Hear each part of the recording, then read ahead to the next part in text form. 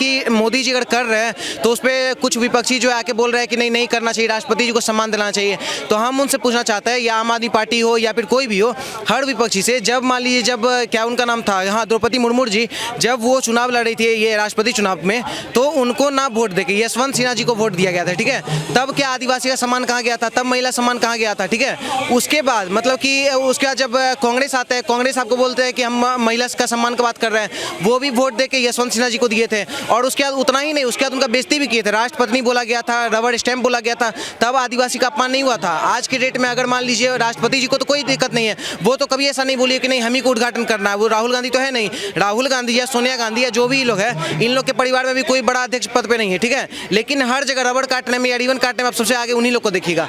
तो ये लोग जब है नहीं तब ये लोग रिबन काट रहे हैं। तो इन लोग का मेन बताते हैं, इन लोग का 2-3 चीज़ है, ठीक है। पहला चीज़ दिक्कत क्यों हो रहा है कि पहला दिक्कत ये है कि हिंदू रीति रिवाज मतलब सनातन धर्म को फॉलो करते हुए उद्घाटन हो रहा है, ठीक है, पहला चीज़।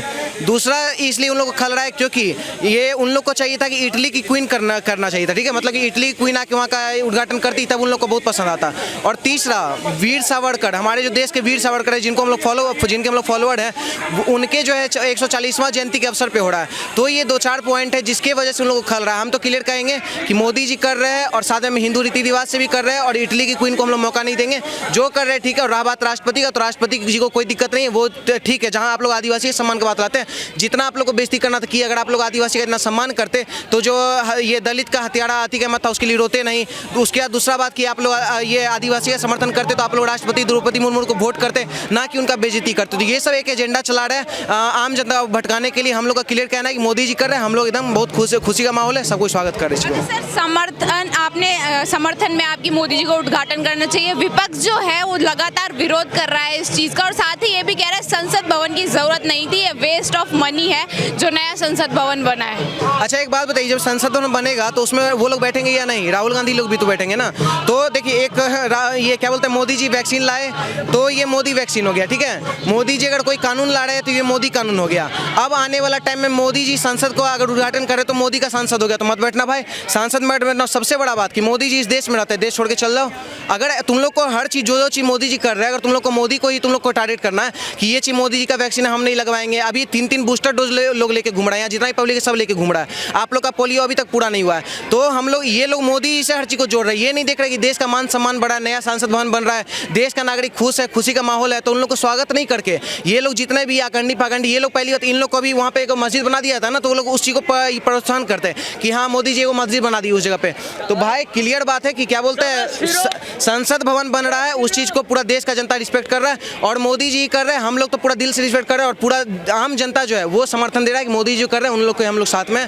और रहा बात राष्ट्रपति ये सबका, तो राष्ट्रपति जी अगर आगे आके बोलती है तो उनका भी सम्मान है। और जहाँ पे राष्ट्रपति जी का पद का बात आता है मोदी जी का, तो मोदी जी भी तो कहीं ना कहीं पावर में है, देश का जनता उनके साथ है, कर रहे हैं तो कोई गलत नहीं है। विपक्षी नेता का नाम याद आएगा, अधीर रंजन। अब आप लेडी जो बोलूंगा ना चौधरी, नहीं तो मैं उसे गाली बोलता, क्योंकि इसने प्रधान राष्ट्रपति जी को, जो राष्ट्रपति जी की कैंडिडेट थी हमारी मुर्मू जी, उनके लिए अब शब्द कहे थे। या तो सोनिया गांधी हाथ जोड़ कर माफी मांगे कि मेरे पार्टी वालों से गलती हो गई।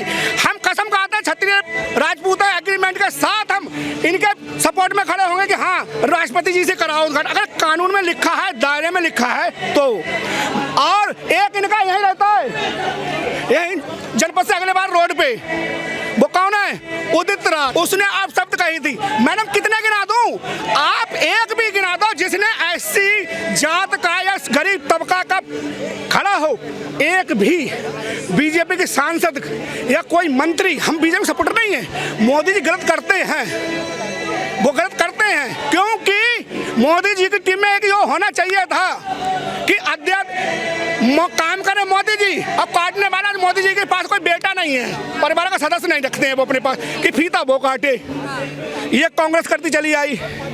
मनमोहन सिंह सरकार में जितने हुए फीता इटालियन ने काटे, इटालियन लेडीज ने, और बछड़े ने अध्यादेश फाड़े।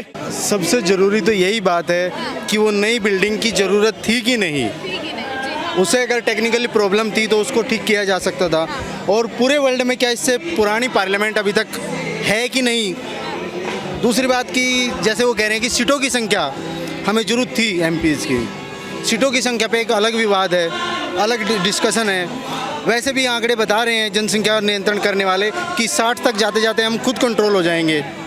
आबादी में, तो फिर घटाएंगे इसको, तोड़ के कम करेंगे या ज़्यादा करेंगे, ये नेताओं की अपनी खुद की पॉलिसियाँ हैं। लेकिन जिस टाइम इसका शिलान्यास करा गया, नींव रखी गई कोविड के टाइम में 20,000 करोड़, इतनी बड़े अमाउंट देश की इस चीज़ में लगी है, ज़रूरी थी कि नहीं, इस टाइम पे कितनी ज़रूरी थी, ये तो सिर्फ राजनेता ही बता सकते हैं।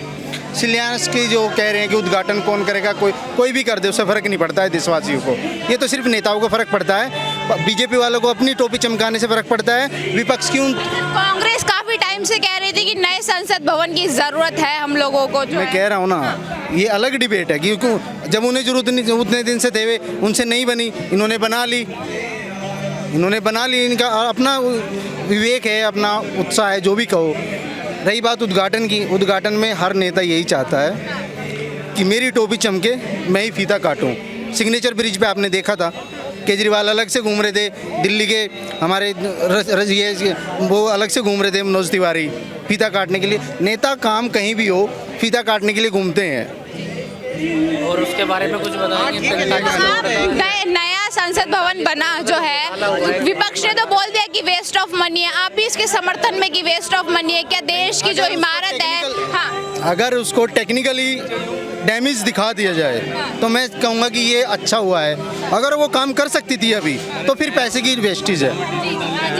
देखो, बीजेपी ने एक इनिशिएटिव लिया है कि हमें कॉलोनियल माइंडसेट को खत्म करना है, उसी का सबसे बड़ा उदाहरण है एक नया संसद भवन। इसके पहले जो भी संसद भवन था वो ब्रिटिश सरकार द्वारा बनाया गया था, अब ये नया जो भी संसद भवन है वो बीजेपी ने बनवाया है। तो ये एक सबसे बड़ा उदाहरण है कि कॉलोनियल माइंडसेट खत्म हो रहा है। अब मैं आपके चैनल के माध्यम से अगर कोई भाजपा का व्यक्ति या प्रवक्ता सुन रहा हो तो मैं उससे पूछना चाहूँगा, पूरे भारत में इस वक्त सबसे बड़ा कॉलोनियल माइंडसेट है कांग्रेस पार्टी, जिसकी स्थापना 1885 में एलन ऑक्टेवियम व्यूम ने किया था। तो आप मुझे इसका जवाब दे दो, जब आप सब कुछ खत्म कर रहे हो कॉलोनियल माइंडसेट, तो हमें कांग्रेस मुक्त भारत कब तक दे दोगे? इसका जवाब मैं चाहता हूँ बस बीजेपी से।